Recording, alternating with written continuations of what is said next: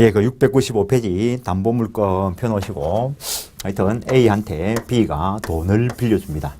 하여튼 10억씩이나 빌려주는데, 그럼 빌려서는 이 사람을 채무자라 할 거고, 빌려준 이 사람을 채권자라 할 건데, 채권 채무 관계는 자기끼리 문제라는 거죠.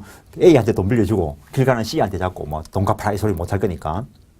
그때 뭘 믿고 돈을 빌려줬죠, 이거? 잘생겨서, 이뻐서, 설마. 그렇진 않겠죠. 믿을 게 있어야 빌려주지. 신용이 좋아서, 아이고, 처음 빌려주는데 신용 좋은 거 안 좋은 거 어떻게 하는데, 이걸. 그래서, 이 사람은 사업 아이템은 좋고, 가진 건 하나도 없어. 그래서, 돈을 빌려줄 때, 이 사람 친구가, 저 녀석 저 사업하면 괜찮을 것 같아. 근데, 너가, 너만 보고 못 빌려주겠다. 누군가를 보증인으로 내세워라. 그래서 이 사람이 보증인으로 냈다는 거지. 그럼 이 사람은 보증채무자. 보증계약은 채권자하고 체결하는 겁니다. 저놈이 돈 못 갚으면 내가 대신 갚아줄게 이 소리죠. 그래서 이런 식으로 보증인으로 추가하는 이런 경우를 인적담보라 이야기합니다. 근데 이 사람은 재산이 좀 있을 수 있다는 거지. 근데 이 보증 채권도 이 사람에 대한 채권인 것이지 이 물건에 대한 권리는 아니라는 거지. 결국에는 이 사람이 돈 못 갚을 때, 이 사람도 보증 채무를 이행하지 않을 때, 이 사람이 변제받고 싶으면 이 물건을 압류해서 경매에 들어가고 경락대금으로 배당받아야 되는데 여기에 선순위 저당권자가 있으면 홀랑 이 사람이 다 가져갈 수도 있어. 그럼 다른 사람이 다 받아가 버리면, 선순위 담보권자가 받아가 버리면은 자기가 한 개도 못 챙길 수도 있지.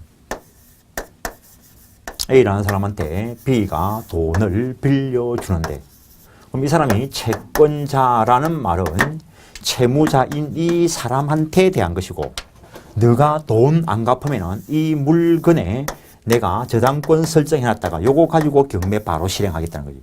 그럼 일반 채권자에 비해서 우선 변제적 효력이 주어질 수도 있고, 이런 경우를 물적 담보다라고 이야기할 거라는 거죠. 이 물적 담보, 담보물건에는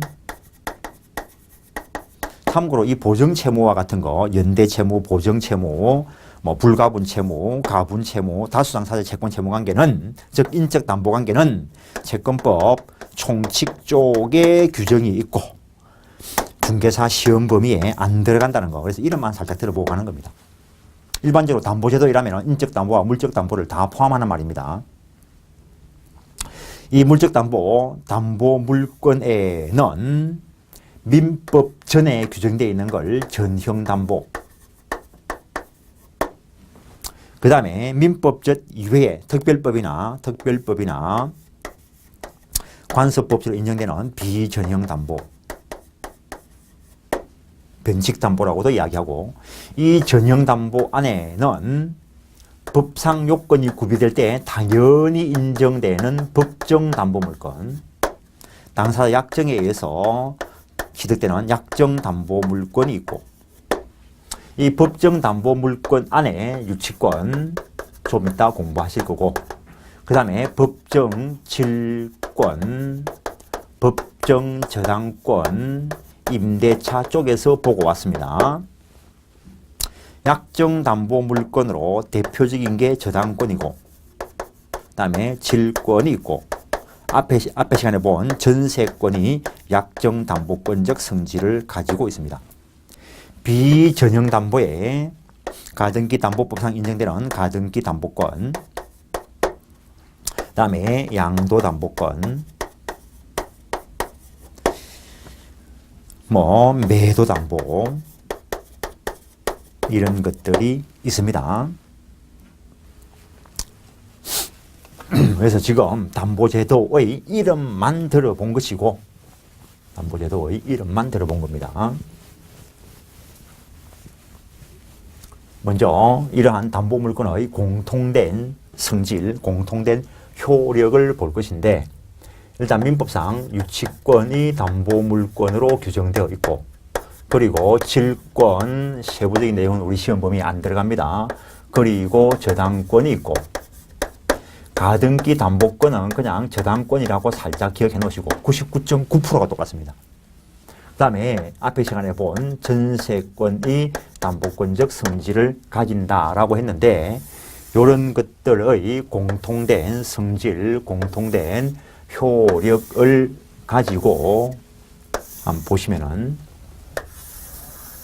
일단 모든 담보물건은 그 전제로서 피담보 채권이 전제되어야 한다는 거. 그래서 담보물건은 채권에 붙어 있다는 거. 모든 담보물건에 일단은 다 인정이 됩니다. 그런데 법문상 근저당이라 하는 것이 있고 그 다음에 이론상 근질이라는 것에 의해서 부종성이 완화될 수 있다는 것. 근저당의 경우에는 계속적 거래관계에서 정관 변동하는 피담보 채권을 담보하기 위한 것으로서 일시적으로 채권이 제로가 되어도 그 유효성이 인정된다라는 것.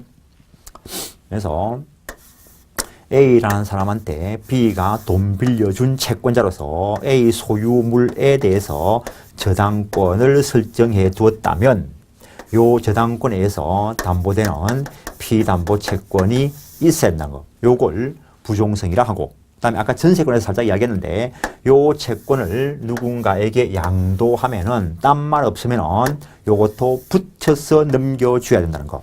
그걸 수반성이다라고 한다는 거. 그래서 채권 양도에 담보물건 붙어서 넘어간다는 거. 근데 아까 이야기했습니다. 채권만 양도하고 저당권은 소멸되게 할 수도 있습니다. 그 다음에 불가분성. 담보물건의 불가분성은 담보물건의 효력을 강화시키기 위한 것이어서 모든 담보물건에 다 인정된다는 것.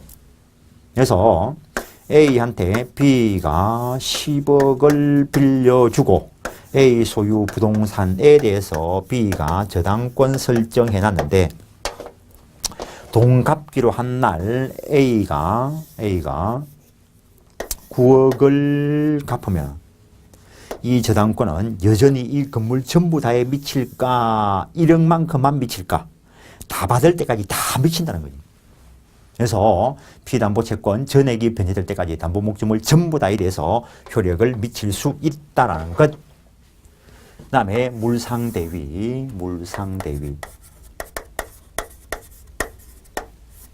일단은 물상대위. 가치 변형물 위에 효력을 미치는 것이라는 것. A한테 B가 돈 빌려주고 A 소유 토지에 저당권 잡아놨는데 뜬금없이 이게 수용돼 버리는 거예요. 그럼 수용 보상금이 나올 거고 수용이 원시 취득이니까 저당권은 소멸될 거고 그래서 저당권 소멸될 사유 때문에 발생한 가치 변형물에 저당권의 효력이 미치는 거. 이걸 물상대위라 한다는 거예요. 저당권 소멸될 사유 때문에 발생한 가치 변형물이어야 됩니다. 일단 그 정도 해놓고 저당권 쪽에 가서 좀 더 상세하게 이야기할 것이고 그 다음에 담보물건의 추구표. 목적 물건이 어디에 가 있으면 쫓아가서 효력을 미치는 거. 결국에는 이게 담보물건에 기인한 물권적 청구권 생각하시면 됩니다. 다음에 일반 채권자나 후순위 권리자에 비해서 우선 변제를 받을 수 있는 효력. 다음 목적 물건을 가지고 있는 유치적 효력. 목적 물건을 사용 수익할 수 있는 수익적 효력.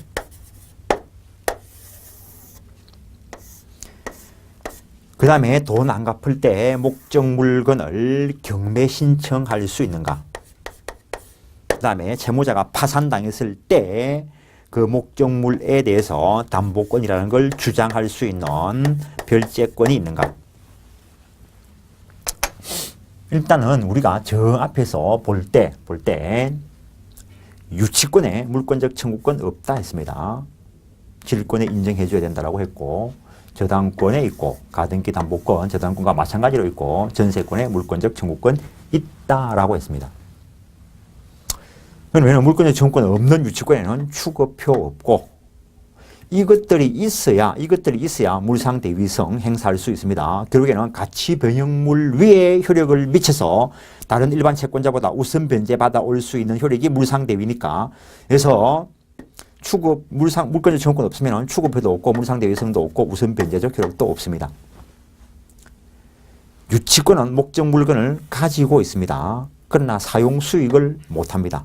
돈 받을 때까지 가지고만 있을 수 있습니다. 돈 안 갚으면 경매신청권, 그다음에 채무자가 파산당하면 별채권은 행사될 수 있습니다.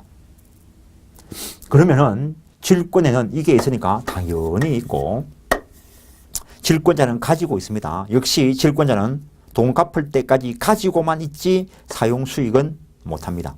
경매신청권, 별채권은 있고 그다음에 저당권에 물상대위성 있고 저당권에 물권적 지원권, 취급표 있고 우선 변제적 효력 있고 저당권은 등기부에 기록만 있고 저당권자가 가지고 있지는 않습니다. 그러니까 당연히 사용 수익 못하고 경매신청권, 별채권은 있고 가등기 담보권은 그냥 기본적인 가등기 담보권은 저당권하고 똑같고 전세권 물권적 지원권 있고 취급표 있고 우선 물상대위성 있고 우선 변제적 효력이 있고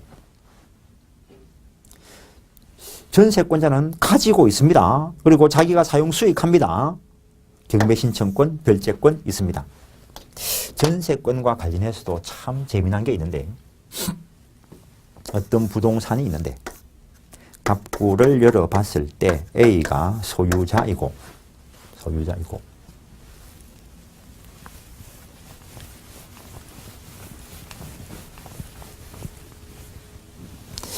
여기에 대해서 누가 전세권 설정을 해 두었다는 거죠.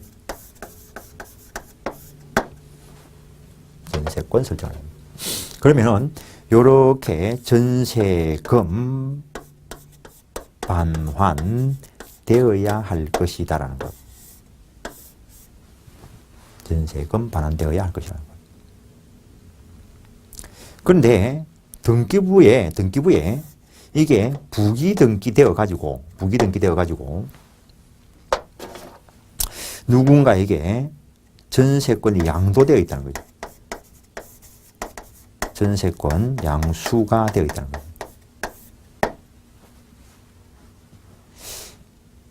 이때 기본적으로 이렇게 전세권 계약 당사자가 된다라는 것. 그래서 전세권 계약과 관련돼서 이런 식으로 되어 있을 때 전세금이 이렇게 지급되어 버리면 전세금 반환 채권이 소멸되면 전세권도 소멸되어버리고 그러면 이것도 소멸되어버릴 거라는 거죠. 그래서 등기부에 기록된 것만 가지고 양도 통지가 일어난 것으로 보지는 않는다는 거. 그래서 지급되기 전에 압류 현상까지 일어나야 될 것이다라는 것. 그래서 이 조금 법리상 문제가 있는데 판례가 변경될 기미를 살짝 보이고 있는데 아직 말이 없습니다. 일단 그 정도 하시고 무시하시고. 그래서 기본적인 담보물권의 공통된 성질과 공통된 효력과 관련된 이야기를 했습니다. 이제 그냥 유치권 바로 봅니다. 유치권. 일단 교과서 확인하시고 보시죠.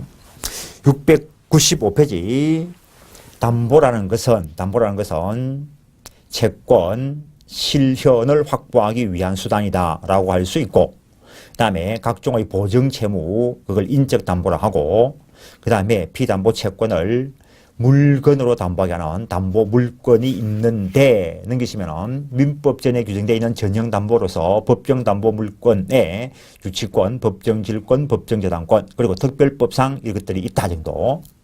약정 담보 물건으로서 저당권, 질권 그리고 전세권도 약정 담보 물건의 성질이 있다는 것. 비전형 담보, 부동산에 대한 가등기 담보, 양도담보, 동산에 대한 양도담보, 매도담보, 그리고 소유권 유보부 매매. 그로마차 이번에 부동산에 대한 비전형 담보 해놓고 그 부동산 쪽에 있는 소유권 유보부 매매는 삭제를 하십시오. 저 앞에 소유권 유보부 매매할 때 말씀을 드렸는데 여기서 삭제가 안 됐습니다. 그 부동산에 대한 소유권 유부 매매는 인정 안 된다는 게 판례. 담보물권의 성질, 피담보 채권의 존재를 전제로 한다. 채권에 붙어 있다. 부정성. 그 채권이 이전되면 담보물권도 원칙적으로 함께 붙여서 넘어야 된다. 수반성. 담보물권의 효력을 강화시키기 위해서 피담보 채권 전액이 변제될 때까지 담보 목적물 전부 다에 대해서 효력을 미치는 불가분성.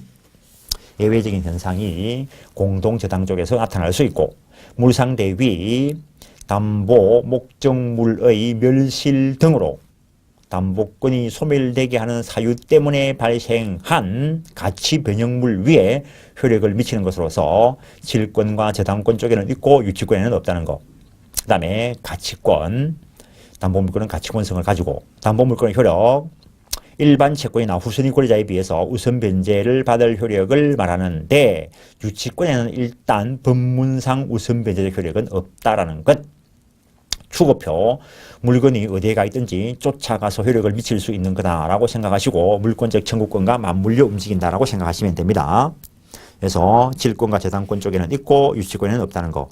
유치적 효력, 가지고 있을 수 있는 효력, 유치권과 질권에는 있지만 저당권에는 없고, 수익적 효력, 목적 물건을 사용 수익할 수 있는 효력을 말하는데 우리 법상 규정되어 있는 담보물권에는 없고, 원래 전세권은 용익물권이지만 담보권적 성질도 있고 이 전세권은 사용수익적 효력을 누릴 수 있다는 것.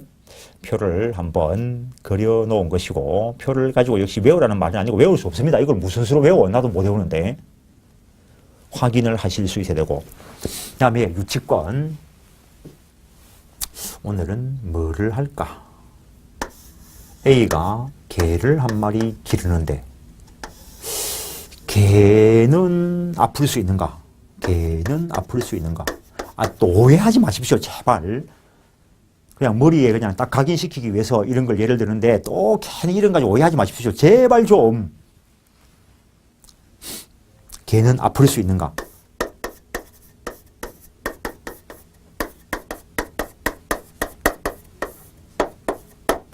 그냥 소는 해. 소는 또 개 가지고 하다 또 괜히 가. 소는 아플 수 있는가?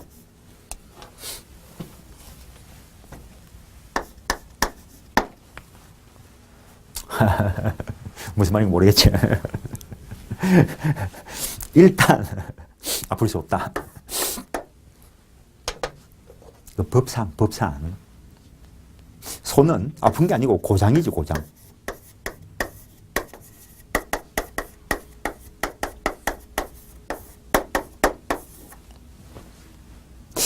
아프면 치료고 고장이면 술이고. 근데 요즘은 서울 시내 가보면 동물병원이 많아. 나도 헷갈려.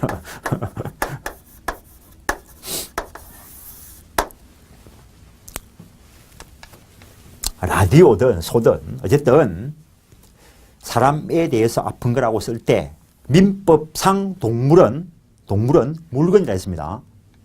그러니까는 TV든 라디오든 소든 고장이 났어. 아픈 거지 고장이 다 났어. 그래서 동물병원에 가서 수리를 맡겼어. 그러면 이쪽은 수리비 채권을 가지게 될 것이고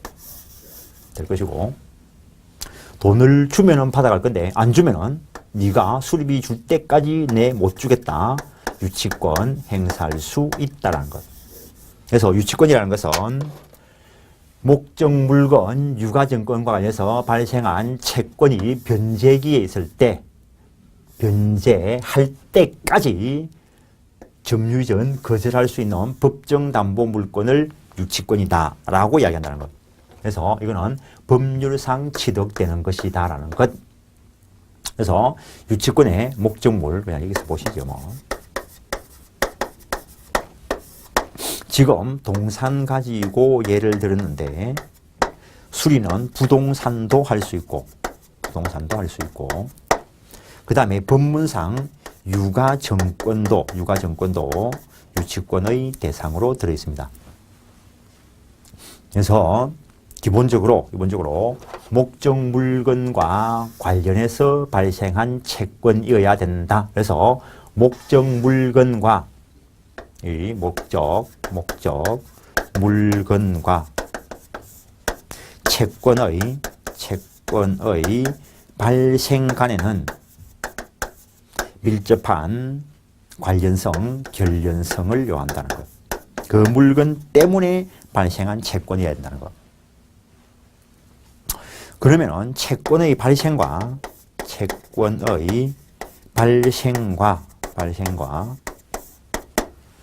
목적물에 대한 점유 취득은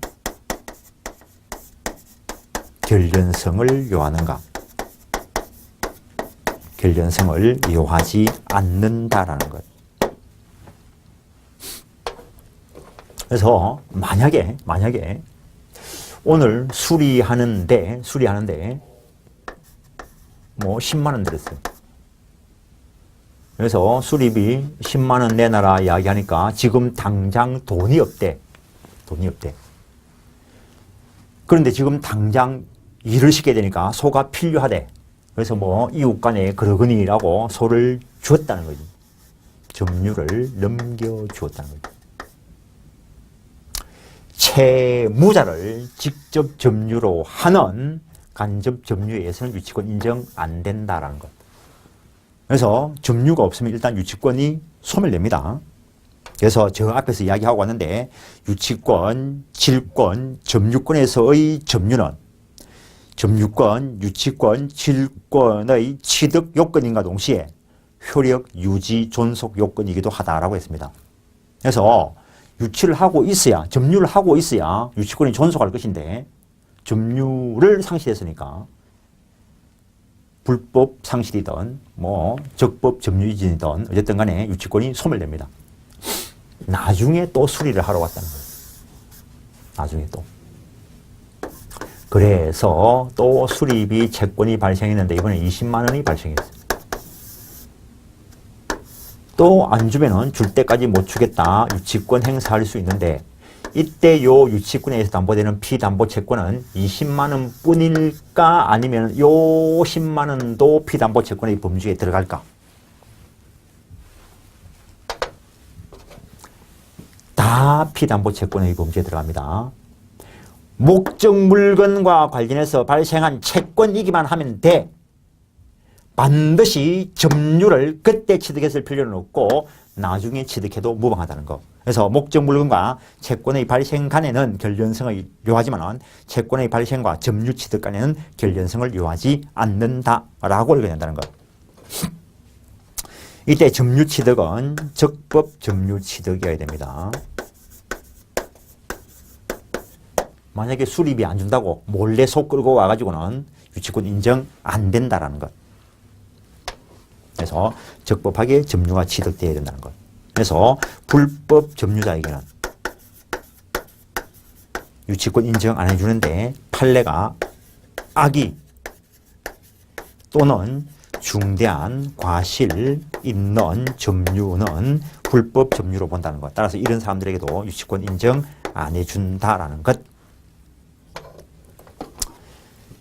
그 다음에 유치권과 관련돼서 동시행항변권 쪽에서 여러 가지를 보고 왔는데 여기서는 몇 가지를 이야기합니다.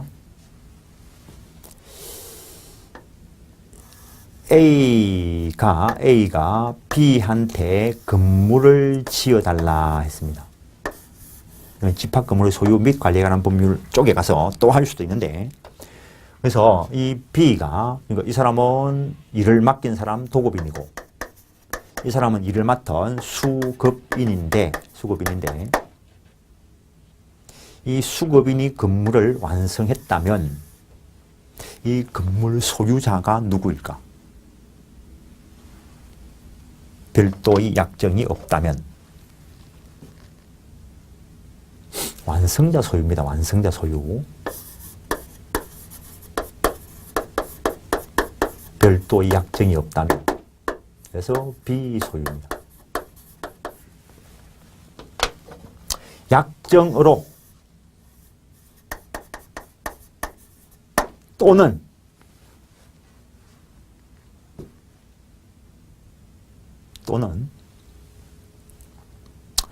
도급인이 재료를 제공한 경우 이런 경우에는 도급인 소유가 될 수 있습니다.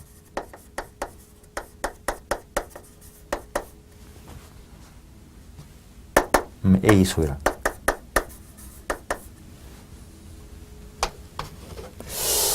이때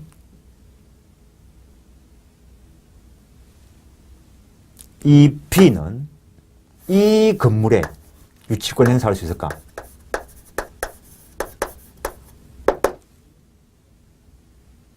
안 됩니다. 왜? 자기 물건인데. 유치권도 제한 물건이고 담보 물건으로서 타 물건이 있기 때문에 자기 물건 위에 성립될 수 없다라는 것. 그러면은 요거는 타인의 물건이니까 유치권 인정될 수 있다라는 것. 그 다음에 도급계약, 쌍무계약입니다. 목적물 이전과 보수 직업은 동시이행 관계가 된다는 것. 그 다음에 A 소유의 부동산을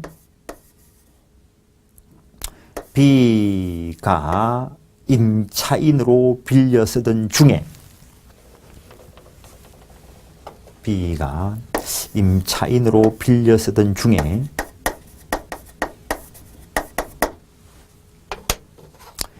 A의 동의를 받아 부속물을 설치했을 수도 있고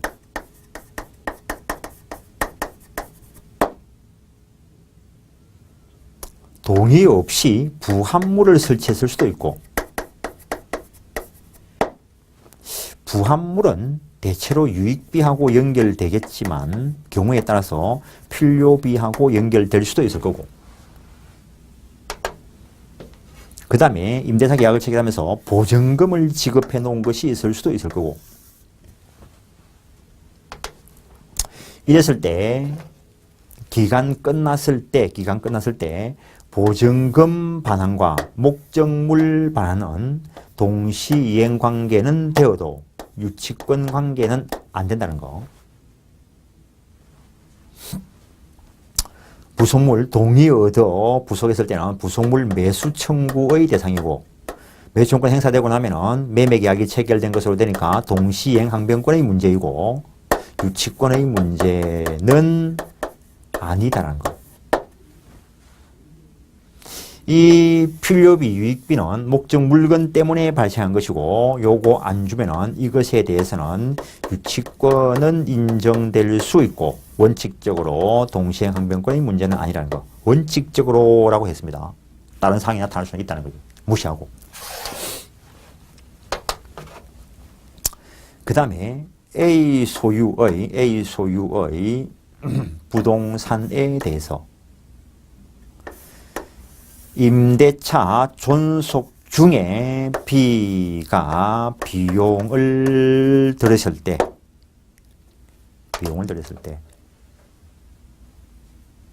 기간 끝나고 난 뒤에 저 비용 상환 안 해주면 유치권 행사할 수 있고 유치권 행사 중에 또 비용을 들인 것이 있으면 이것도 목적 물건에 대한 것이니까 요것과 관련해서 또 유치권이 인정될 수 있고 A 소유 부동산에 대해서 B가 보증금 지급해놓고 빌려 쓰고 있는데 그러면은 존속기간 만료되고 나면은 이 목적물 반환과 보증금 반환 동시이행 관계이고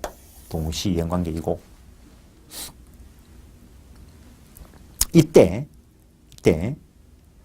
요 목적 물건에 대해서 B가 비과세서 수리비를 들였을 때 요거 유치권에 의해서 담보될 수 있을까? 일단 결론은 담보될 수 있습니다. 유치권이 인정되려고 하면 적법 점유라야 한다라고 했는데 그 적법 점유가 동시행 항변권일 수도 있고 그 적법 점유가 유치권일 수도 있고 그 적법 점유가 임차권일 수도 있습니다. 물론 앞에 시간에 했던 거 지상권이나 전세권에서 비용을 들였을 때도 유치권 인정되는 경우가 있다 했습니다. 그러면 A 소유 부동산에 대해서 B가 임차인으로 빌려 쓰는데 존속기간이 만료됐는데도 불구하고 B가 계속 사용하고 있고 B가 새서 수리를 했을 때 이 수리비 채권을 담보하기 위해서 이 목적 물건을 유치할 수 있을까? 결론은 안 된답니다. 안 되는 이유가 임차권이 끝났어. 앞에 뭐 유치권, 동생항변권 나타날 사항이 없어. 그럼 끝난과 동시에 B의 점유는 불법 점유이고 불법 점유 상태에서 비용을 들인 가지고는 유치권 인정 안 된다는 거. 저게 유치권 인정되면은 동물병원은 절대로 망할 리가 없어. 지나가는 딱 강아지 보니까 아픈 것 같아. 고산한 것 같아. 데리고 와가지고 수리를 딱 하는 거지. 불법 점유했다는 거지. 그래놓고 수리비 막대하게 나왔다고 주인 찾아가지고 유치권 행사하면서 내놔라. 그런 건 안 된다는 거지. 점유 취득 자체는 적법하게 개시가 됐어야 유치권이 인정될 수 있다는 것. 일단 여기까지 교과서 확인하시면 699페이지 유치권이라는 것은 타인의 물건 또는 유가증권을 점유한 자가 그 물건이나 유가증권에 관해 생긴 채권을 가지는 그 경우에 그 채권 변제받을 때까지 그 물건이나 유가증권에 대해서 점유 이전 거절할 수 있는 유치할 수 있는 권리가 있다라는 것. 유치권의 법적 성질 이제 물건이다 라고 하면 쭉 떠올라야 됩니다. 그 다음에 유치권은 법정 담보 물건이다. 법이 인정하는 것으로서 법이 요구하고 있는 요건이 구비가 됐을 때 인정된다는 것. 유치권 담보 물건으로서 그 공통적 효력 중에서 우선 변제적 효력, 추고표, 수익적 효력, 물상대위성 없다 했습니다. 앞에서 본 걸 다시 하나 확인하는 거고 불가분성과 관련된 다시대 전체에 대한 유치권 인정된다는 판례가 있고 다음 유치권과 동생항변권 비교 저 앞에서 보고 왔습니다. 유치권 성립 대상, 동산, 부동산, 유가증권 이런 것들이 인정되고 유치권의 피담보 채권 있어야 되고 채권과 유치대상 목적물의 결연관계 법 조문에 관하여 생긴 것이어야 한다 했는데 판례가 그것을 해석하기를 채권이 목적물 자체로부터 발생한 경우뿐만 아니라 채권이 목적물 반환 채권과 동일한 법률관계 또는 동일한 사실관계로부터 발생한 경우에도 나타날 수 있다라고 한다는 게 판례의 입장. 그래서 우연히 물건 바꾸고 간 경우에도 유치권 인정될 수 있다는 것. 채권이 유치장 목적물 자체로부터 발생한 경우 목적물에 지출한 비용 상환청구권 점유자가 점유물에 대하여 필요비나 유익비를 지출한 경우 저 앞쪽에 점유권 쪽에서 하고 왔습니다.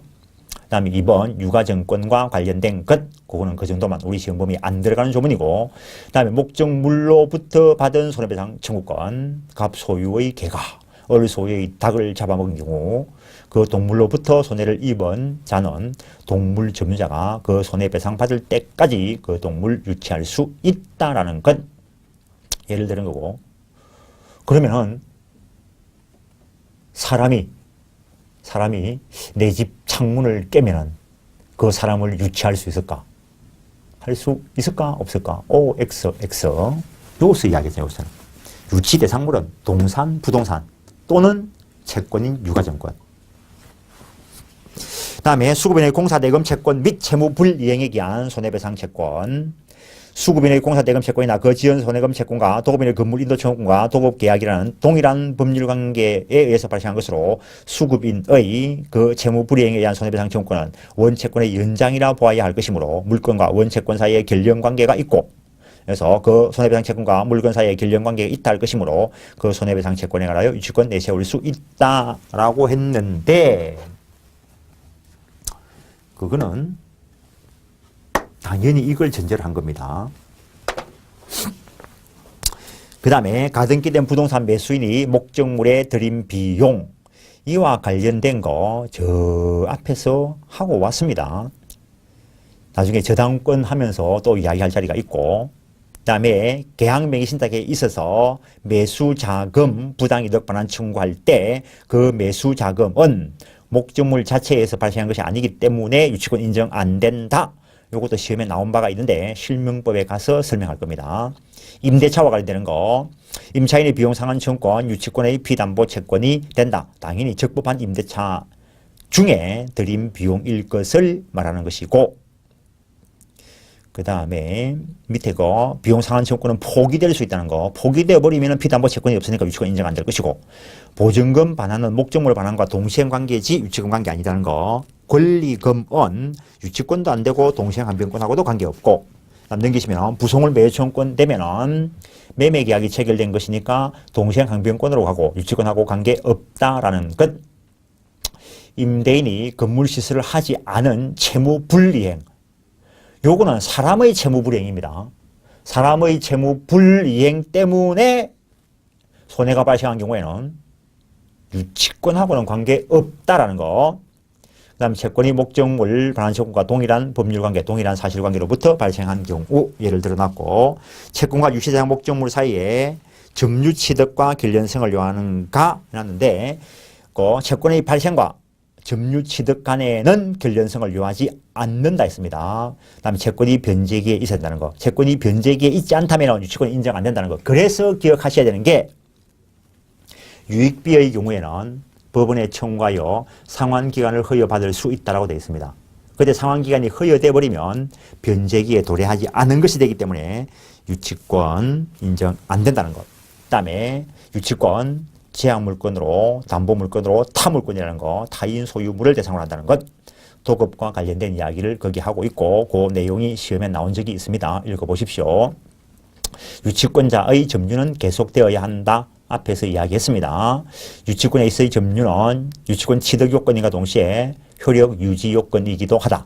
단 유치권자가 직접 점유할 필요는 없고, 그래서 만약에 이 수리하고 수리비 안 준다고 유치권 행사할 때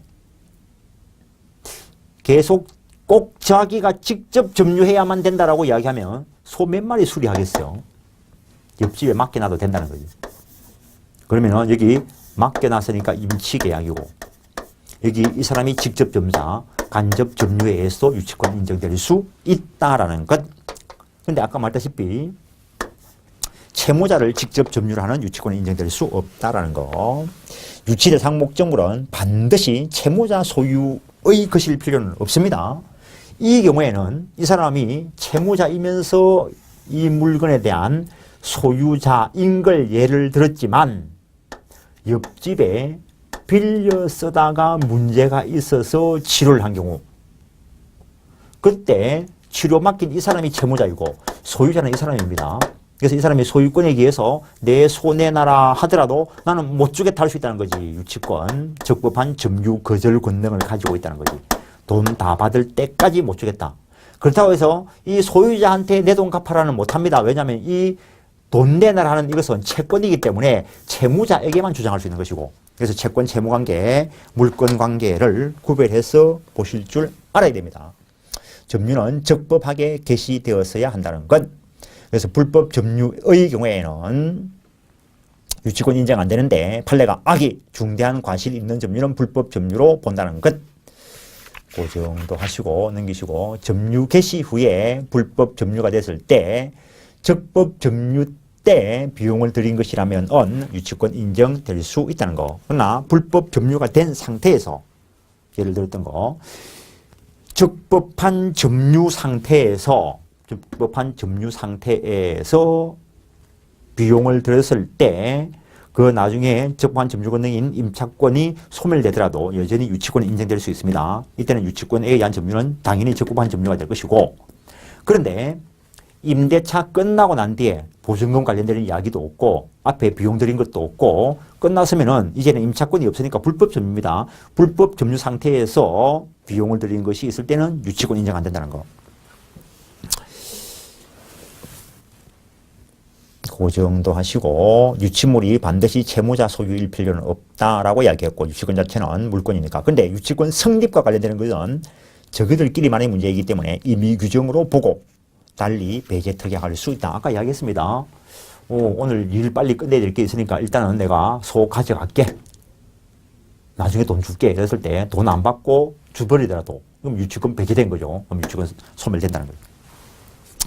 이러한 유치권의 효력, 법정 담보 물건이기 때문에 법이 요구하고 있는 요건이 구비되었을 때 인정된다라는 것. 그 관련되는 것들을 시험에서 나올 만한 것들, 판례들 다 본 것이고, 그러면은 이러한 유치권의 효력, 유치권의 효력과 관련해서 저거에 소를 가지고 예를 들은 이유가 있습니다.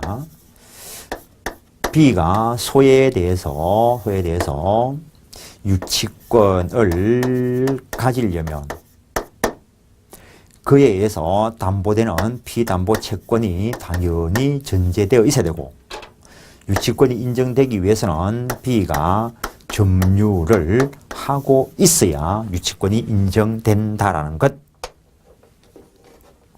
어떤 연유에 의해서라도 점유가 상실되면 유치권이 소멸된다는 거.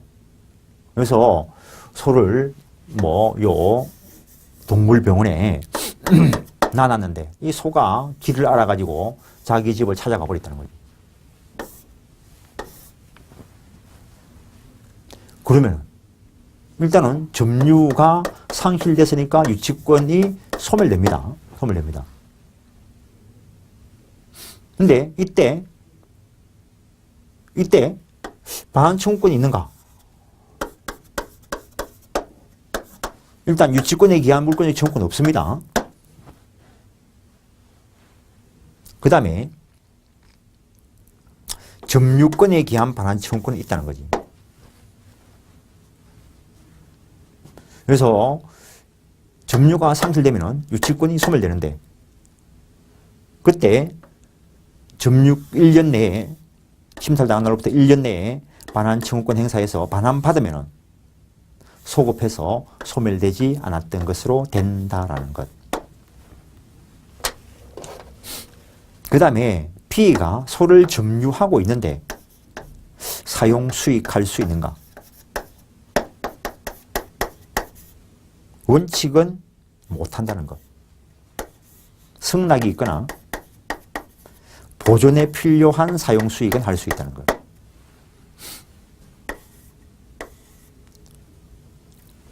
임의로 대여할 수 있는가? 못하지, 내 것도 아닌데. 근데 승낙을 얻으면 대여할 수 있어요.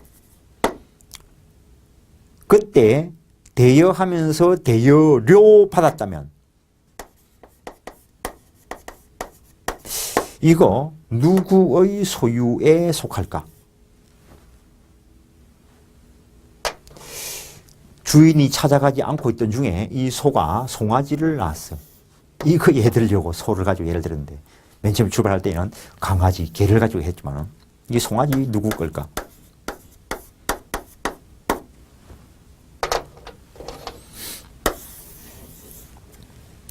유치권자는 과실수치권이 있는가? 일단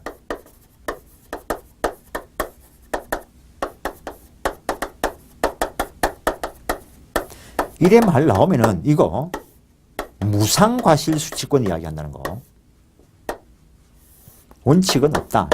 일단 없다. 과실을 수치하여 변제에 충당할 수는 있다는 거. 그것이 금전이 아닌 때에는 경매하여 변제에 충당할 수 있다. 이런 것들이 있고, 그 다음에 간이 변제 충당권.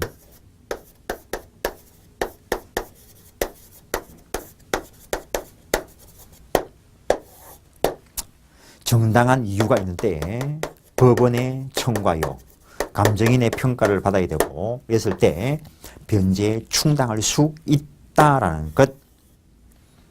그래서 요건이 구비가 됐을 때 여기 치료비인지 수리비인지 안 주면은 저 소유권 가져가고 나머지 있으면 돌려주면 된다는 거. 부동산인 경우, 건물 수리인 경우에도 간이변제 충당권이 있습니다.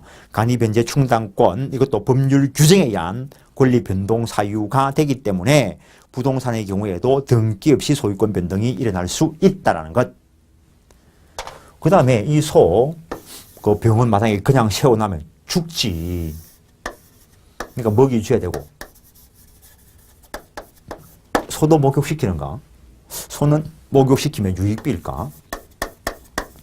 그래서 유치권 자체가 적법한 점유 권능이니까 거기서 또 비용을 들이면은 비용 상환 청구할 수 있고 요것도 안 해주면은 또 유치권으로 연결된다라는 것.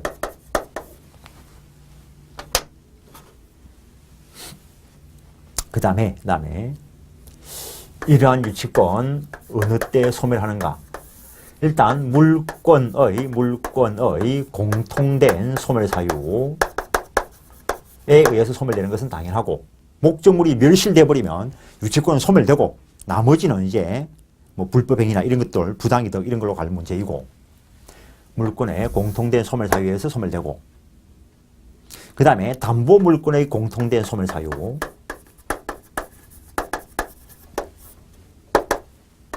채권이 있어야 되는데 저 앞에서 한번 하고 왔는데 동시이행환경권이나 유치권 자체는 소멸시효 대상이 아닌데 유치권에 의해서 담보되는 피담보 채권, 동시행환경권이 붙어있는 채권 자체는 소멸시효가 진행할 수 있다는 거. 그 채권이 소멸시효에 의해서 소멸되어 버리면 채권이 없어지면 담보물권도 소멸될 것이다라는 것. 여기서는 유치권의 특유한 소멸사유, 유치권의 특유한 소멸사유. 의무 위반이 있을 때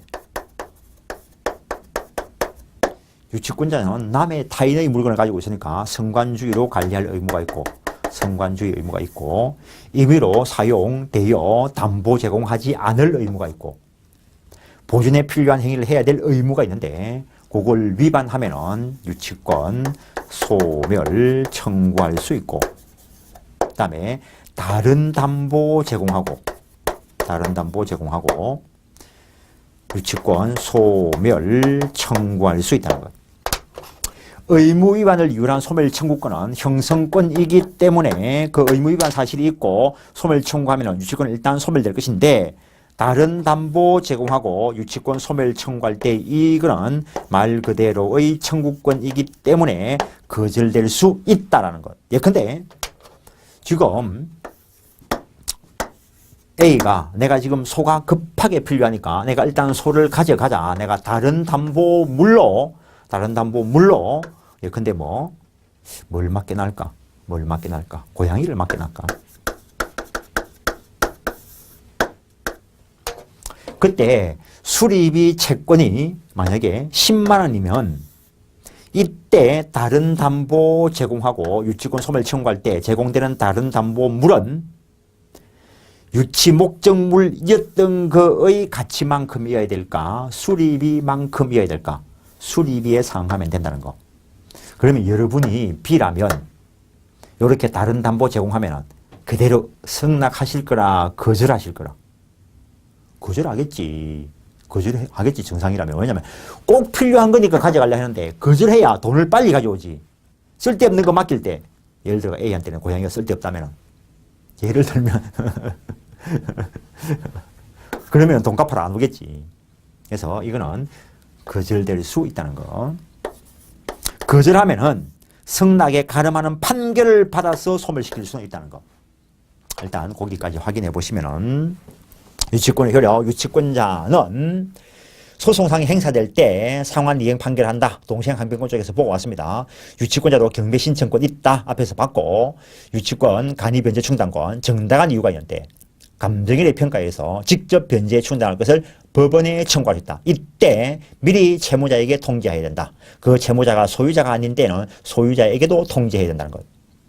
법문상 우선 변제권 규정은 없다는 거. 그런데 이 사람 유치권자는 돈 받을 때까지 끝까지 잡고 있으면 되니까 사실상 누구보다도 최우선 변제를 받을 수 있다고 평가된다는 것.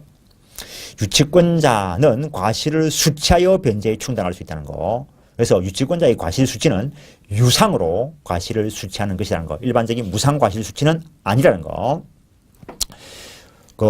과실이 금전이 아닌 때는 경매해야 되고 과실은 먼저 이자에 충당하고 나머지가 있으면 원본에 충당한다는 것. 그 다음에 승낙을 얻어 사용되어 담보 제공할 수 있고 보존에 필요한 사용권은 있고 유치권자도 비용을 들인 것이 있으면 필요비, 유익비 상환 지원권이 있고 다음 6번 목적물이 압류된 후 유치권을 지정한 경우의 효력 상당히 중요한 문제이고 이미 시험에 나온 바도 있는데 잠깐 쉬었다고 보겠고 그건 조금 이따 보겠고 유치권자의 의무, 선관주의 의무 있고 무단 사용되어 담보 제공 금지 의무가 있고 그거 위반하면 소멸 청구로 즉시 소멸시킬 수 있다는 것. 물권의 일반적인 소멸 사유, 담보 물권의 공통된 소멸 사유, 유치권의 특유한 소멸 사유. 의무 위반했을 때 소멸 청구로 즉시 소멸시킬 수 있고 다른 담보 제공하고 유치권 소멸 청구할 수 있다는 거. 점유 상실되면 유치권 소멸된다라고 했습니다. 그때 점유권에 기한 반환 지원권 행사에 의해서 반환받으면은 소멸되지 않았던 것으로 된다라는 것. 다음에 압류와 관련된 경우인데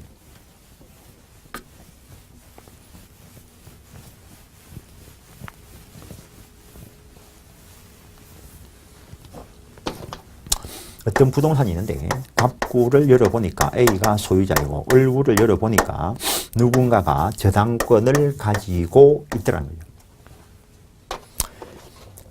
이 상태에서 A가 수리를 맡겼고 그래서 이 사람은 수리비 채권을 가지고 목적물에 대한 유치권을 행사하고 있다는 거죠.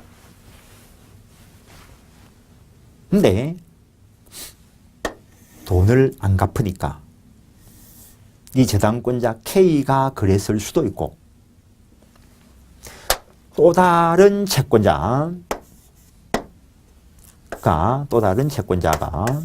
압류를 하고 경매 실행했을 수 있다는 거예요. 그래서 누가 경락대금을 완납을 하고 소유권을 취득을 했는데 저때 유치권은 소멸될까?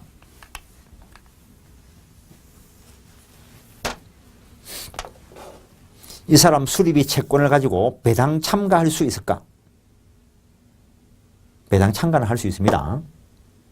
유치권 가지고는 배당 참가를 못해. 우선 변제적 효력이 없기 때문에. 일반 채권자의 위치에서 배당 참가하는 것이니까 저당권자가 배당 받아가고 그 다음에 이 일반 채권자와는 안분 배당을 하게 될 것인데 만약에 다 배당 받아버리면 채권이 없어지기 때문에 유치권이 소멸될 수는 있습니다. 근데 이 사람은 배당 참가 안 해도 되고 경매 들어가면은 이게 말소 기준 권리로서 이거 소멸되고 이거 소멸되지만 이 사람의 피담보 채권이 존속하면은 유치권도 존속한다는 거예요. 그래서 이 소유자가 비켜달라 해도 P는 나는 유치권이 물권을 가지고 있으니까 택도 없는 소리 못 비켜주겠다 할 수 있다는 거예요. 이렇게 돈 갚아라 할 수 있는가? 그건 안 돼. 왜냐하면 이 사람이 채권자라는 것은 자기의 채무자에 대해서나 채권자인 것이지 다른 사람에게 돈 갚아라고는 못해. 근데 이 사람이 가져가고 싶으면 대신 변제하고 변제되어 버리면 수리비 채권 소멸되고 그래서 유치권 소멸될 수는 있다는 거. 그리고 수리비 채권에 대해서는 이렇게 구상권 행사하는 것은 나중 문제.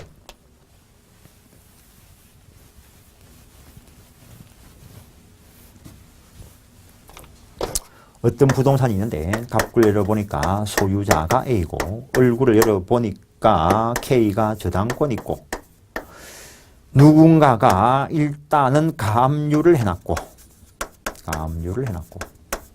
이 상태에서 수리를 했고 그래서 유치권 행사하고 있고 그때 저당권자가 경매 실행해서 누군가가 경락을 받고 경락대금 완납해서 소유권 취득했다는 거예요. 이때 이 유치권 소멸될까? 소멸 안 한다는 거. 역시 이게 말소 기준 권리니까 이게 말소되고 그 다음에 이것도 말소되고 가압류 상태에 있을 때는 공탁을 해둘 것이고 그 금액은 그게 나중에 저 사람이 채권이 확정되면 그때 공탁금 출급해가면 되고 그래서 역시 이 경우에 수리비 채권을 가지고 있는 한 유치권, 물권 누구에게라도 주장할 수 있고 똑같은 현상입니다. 아까 하고. 그런데 어떤 목적 부동산이 있는데 갑구를 열어봤더니 A가 있고 얼굴을 열어봤더니 K 저당권자가 있든 없든 상관없고, 그리고 이 시점에 누가 압류를 해놨고, 그리고 수리를 해서 수리비 채권이 발생을 했다는 거예요. 그래서 이 사람이 유치권 행사하고 있다는 거예요.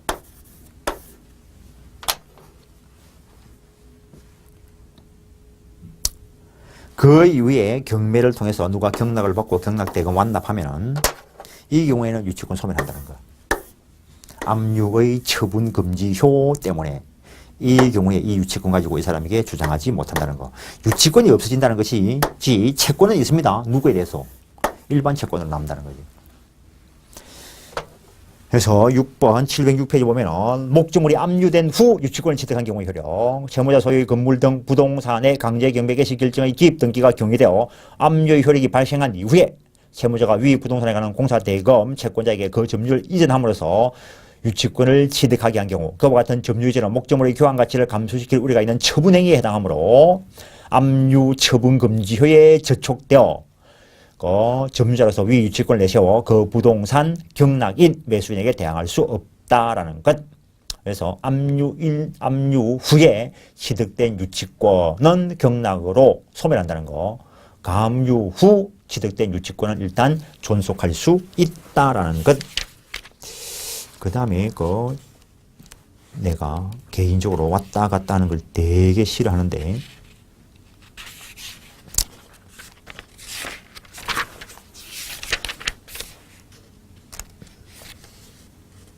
그 674페이지. 아까 얘를 2개 더 써야 되는데 1개 들면서 앞뒤를 줄여버렸어요. 674페이지. 전세권 관련 부분인데 유치권 일장 끝났습니다.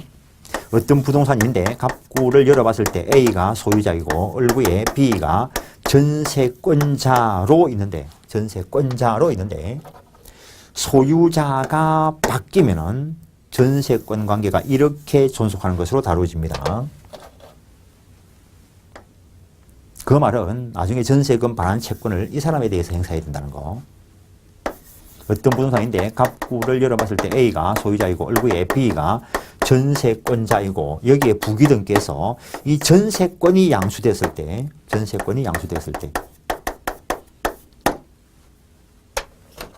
그때는 전세권 관계가 이렇게 존속하고 전세금을 이렇게 반환해야 되는 게 맞을 거라는 거예요.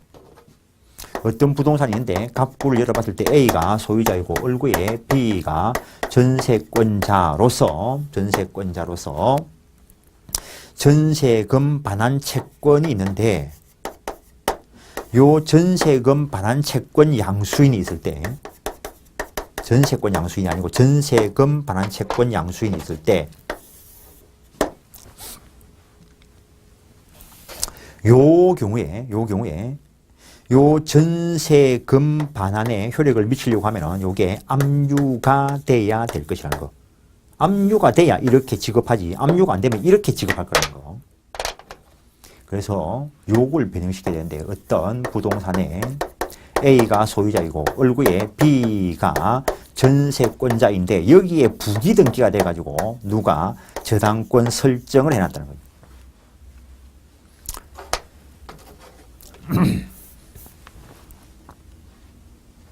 전세권 위에 저당권입니다. 전세권 양수가 아니고.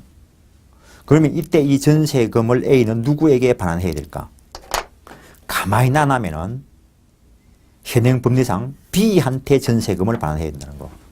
근데 전세금이 반환돼서 전세권이 소멸돼 버리면 이 위에 저당권도 소멸돼 버릴 거라는 거. 그래서 이 저당권자가 직접 받아가고 싶으면 이 전세금 반환 채권에 대해서 압류를 해놔야 된다는 겁니다. 그때 다른 일반 채권자가 B에 대한 다른 일반 채권자가 이걸 압류하고 들어오더라도 이 저당권은 우선 변제적 효력이 있고 물상대위성 때문에 요 K가 우선 변제를 받을 것이라는 것. 여기까지 설명하러 가야 되는데 아까 줄여버렸어요. 하여튼 판례를 끄집어내면 쭉 끄집어내야 되는데 내가 저 앞에서 그런 이야기 했죠. 이 수업은 내가 100점짜리 수업을 하는 게 아니고 85점 정도에서 내가 끝을 내려고 한다고. 100점까지 들어가면 골머리 아픈 게 억수로 많겠죠. 하여튼 그 정도 하시고 오늘은 여기까지 하겠습니다. 예, 수고했습니다.